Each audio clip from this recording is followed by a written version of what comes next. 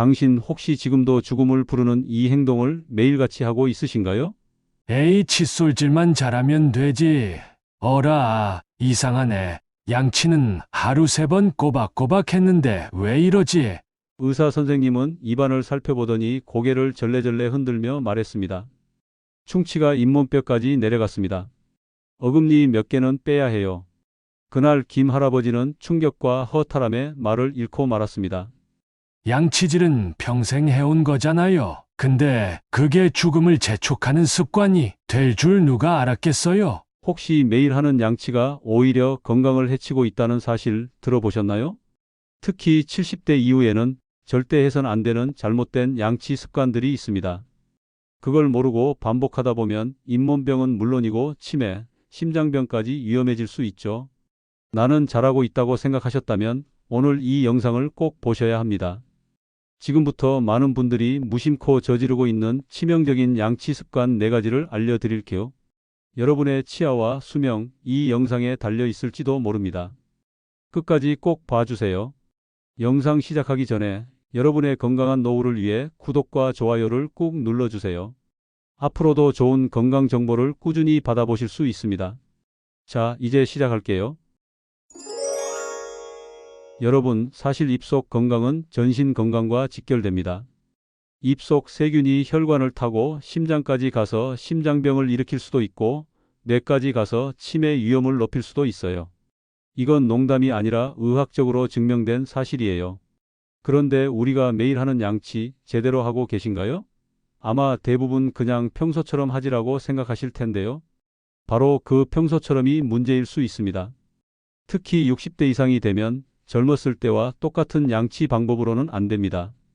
나이가 들면 잇몸이 약해지고 침 분비량도 줄어들고 이 사이 공간도 넓어지거든요. 그래서 더 세심한 관리가 필요합니다.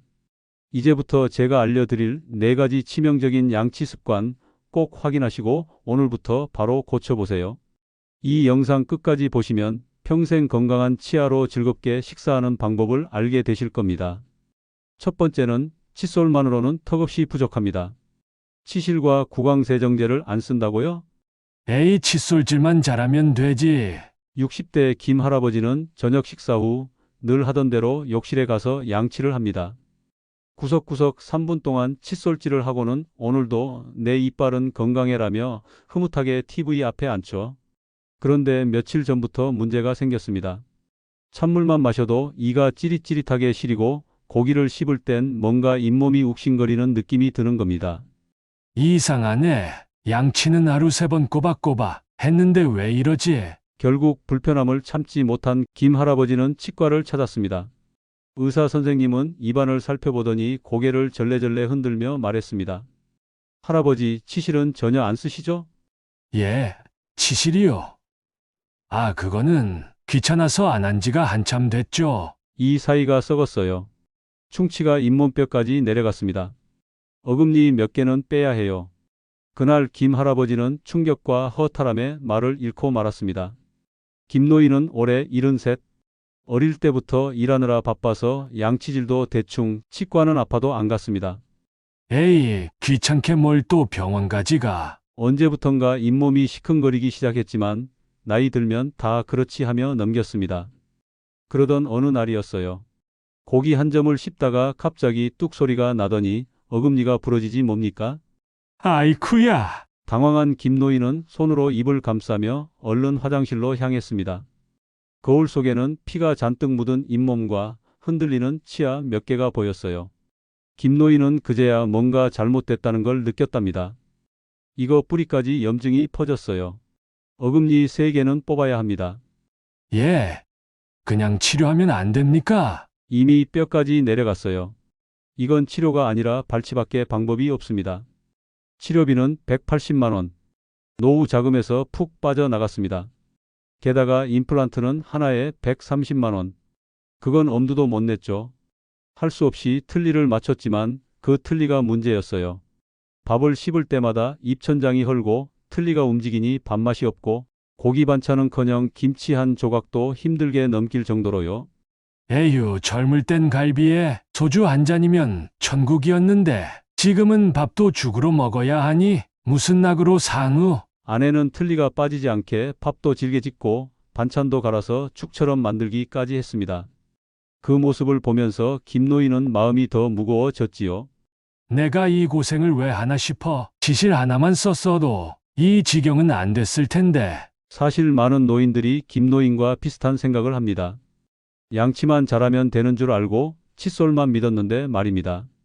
하지만 칫솔이 닿는 건 치아 표면의 약 60%뿐, 나머지 40%는 칫솔이 아예 닿지 않는 구역이라는 사실입니다.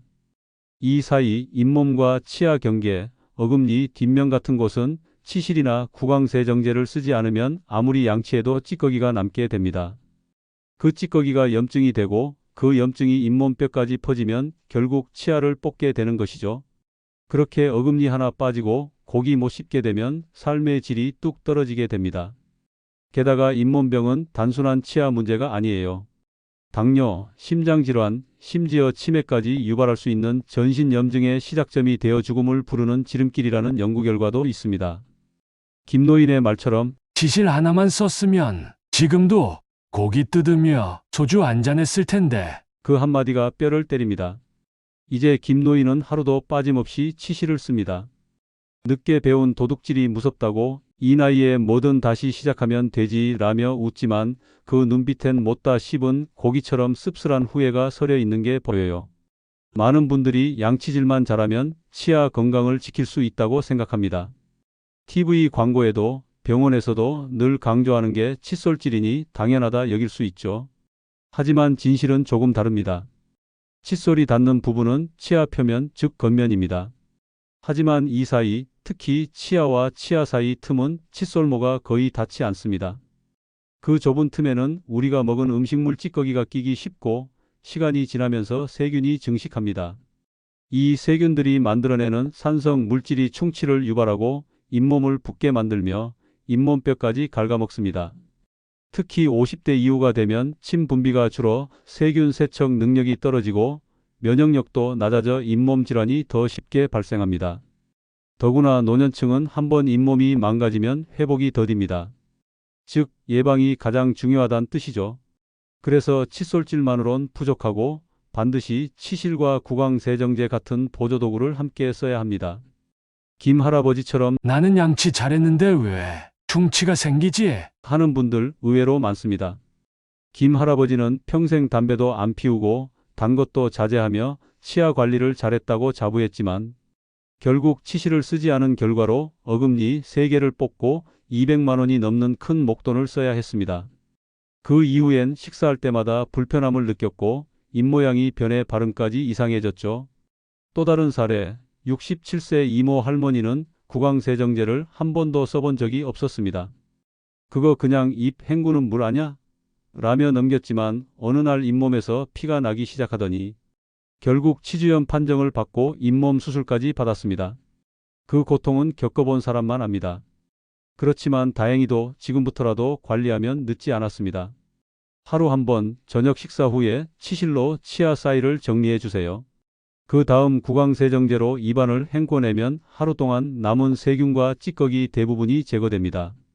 이 습관 하나가 남은 노후의 치아를 지키는데 결정적 역할을 합니다. 김 할아버지도 지금은 치실과 세정제를 꾸준히 씁니다. 비록 어금니 몇 개는 잃었지만 남은 치아는 더 이상 아프지 않고 음식도 맛있게 먹을 수 있게 됐죠. 에이 귀찮아 했던 그 습관 하나가 인생에 큰 차이를 만들 수 있다는 걸 뼈저리게 느끼셨다고 합니다. 치아는 한번 망가지면 되돌릴 수 없습니다. 음식의 맛, 사람들과의 대화, 웃을 때의 자신감 모두 입에서 시작됩니다. 건강한 치아는 단지 씹는 도구가 아니라 삶의 질 전체를 좌우하는 열쇠입니다. 오늘부터 단 5분 치실과 세정제로 나의 입안을 챙겨보세요. 그 작은 노력이 노년의 삶을 훨씬 편안하고 당당하게 만들어줄 겁니다. 두 번째는 이를 세게 오래 닦는다. 오히려 잇몸을 망칩니다. 나는 양치할 땐 무조건 3개 닦아야 개운하더라. 70세 박 여사님은 매번 칫솔을 꽉 쥐고 입 주변의 거품이 다 묻을 때까지 힘주어 팍팍 이를 닦습니다. 하루 3번, 한 번 닦으면 5분은 기본. 그야말로 칫솔에 생명을 불어넣듯 아주 정성스럽게 닦는 거죠. 이 정도로 닦아야 입안이 시원하지. 그러나 어느 날부터인가 거울을 보던 박 여사님의 눈에 이상한 점이 들어옵니다. 어라, 내 잇몸이 왜 이렇게 내려앉았지? 어금니 밑이 시커멓게 비었네. 게다가 양치만 하면 피가 나고 이를 닦을 때마다 찌릿찌릿하게 통증이 느껴지기 시작했습니다. 불안한 마음에 치과에 가보니 의사 선생님의 첫 마디는 이랬습니다. 세게 닦으셨죠? 잇몸이 많이 마모됐어요.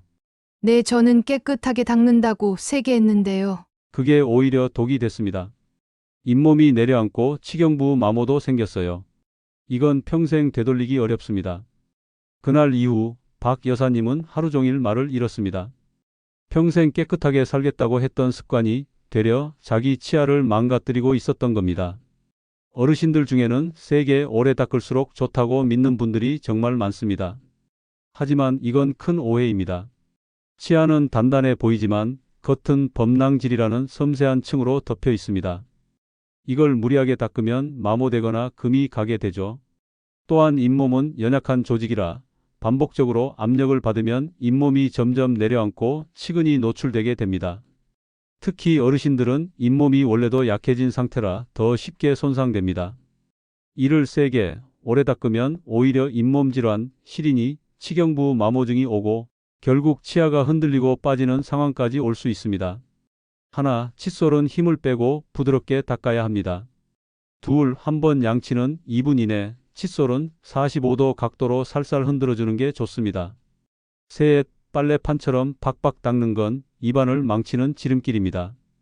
나는 치아를 아끼려 했을 뿐인데 왜 이렇게 됐을까? 그렇게 후회하는 어르신들 정말 많습니다. 하지만 지금이라도 늦지 않았습니다. 칫솔질은 세게가 아니라 올바르게가 핵심입니다. 세 번째는 자꾸 입냄새가 난다. 치석보다 더 무서운 건 이것입니다. 아버지, 저기 말할 때마다 좀 응? 뭐가? 입에서 냄새가 좀 나요. 사람들 만날 땐 마스크라도 쓰시면.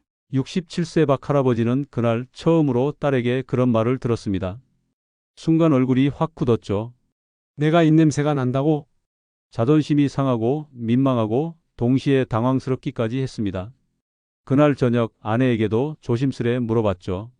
당신 나한테 입냄새 난다고 느낀 적 있어? 아내는 잠시 뜸을 들이더니 고개를 끄덕였습니다. 좀 오래됐어. 말을 안 했을 뿐이지. 박 할아버지는 그날 밤 양치질을 5번이나 했습니다.